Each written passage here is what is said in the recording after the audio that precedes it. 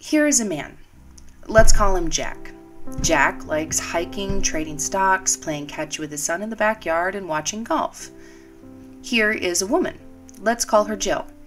Jill enjoys reading mystery novels, spending time with her friends, restoring antique furniture, and the occasional spa day.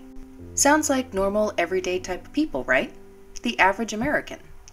Now, what if I told you that Jack and Jill were both gay? Would that change who they are?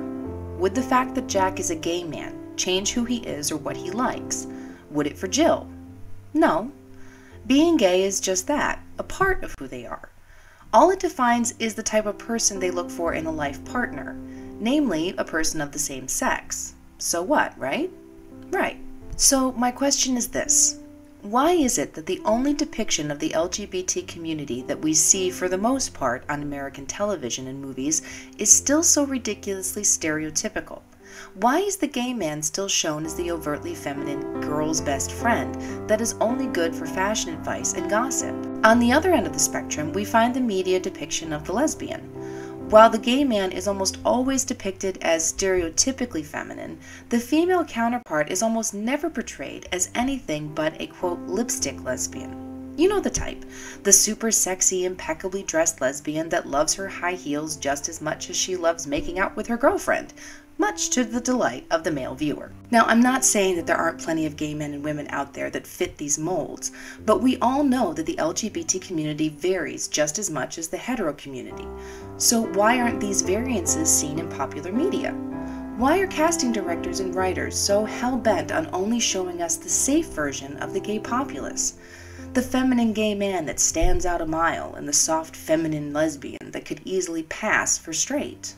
Even on shows like Modern Family, which seem to be attempting to stretch the stereotype by repeatedly referring to Cam's glory days on his high school football team, fall short because they are just as quickly cutting to a scene of the same character screaming at the top of his lungs at a pitch just slightly lower than a dog whistle and flapping his hands like a Fosse dance routine on Fast Forward.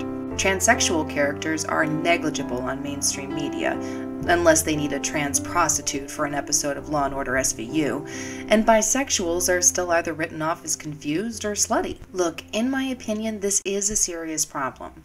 The LGBT community is at a pivotal point in history right now. Massive headway is being made in the area of equal rights and bringing the bigotry and harassment of LGBT to the forefront of our social issues. What the LGBT community is facing right now is convincing that large group of heterosexual Americans, you know, the ones that aren't extremist religious nutjobs, just underinformed, of one simple truth. LGBT people do not want special treatment. They want equal treatment.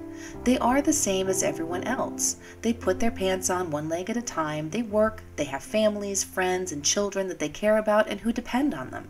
They are just people.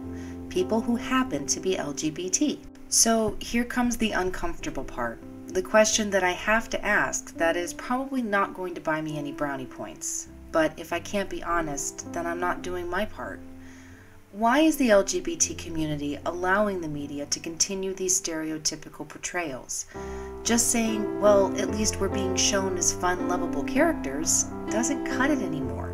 Accepting flamboyant men and safe, cutesy lesbians simply because they provide a good laugh and don't upset the status quo isn't progress. It is stagnation. Why aren't you demanding realistic characters? Not only that, why aren't you demanding characters in shows and movies other than comedies? Think about how the media portrayal of other minorities has changed over the decades. How the portrayal of African Americans, Latinos, and Asians has changed in the last 30 years. They're shown in every type of show, in every type of role, not just the comic relief now. You think this happened by accident? No. It happened because those people stood up and said, enough is enough. We're done being the sidekicks, the comic relief, the help, and the unfortunate lower class extras.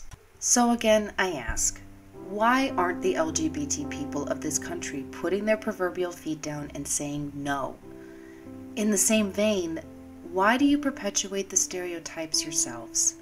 Ask yourselves, what are gay pride parades really about? Or better yet, what should they be about? I think they should be about pride.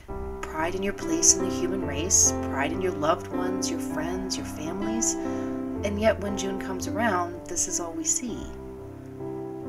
What do Speedos, assless chaps, and bodies covered in baby oil have to do with equal rights, the fight for families, marriage rights, freedom from harassment, or acceptance? I know I'm probably going to get a fair amount of anger thrown at me for bringing this up, but these are questions that have to be addressed if anything in this country is going to change. So before you start throwing your stones, all I'm asking is this: stop and think. I mean it. Really think about these issues. Think and ask yourselves, how would you like history to remember this decade and the progression of the LGBT community in this country?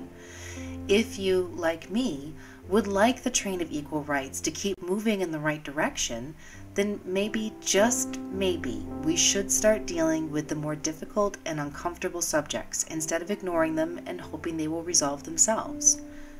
We need to make and be the change we want in this world if change is ever going to truly happen.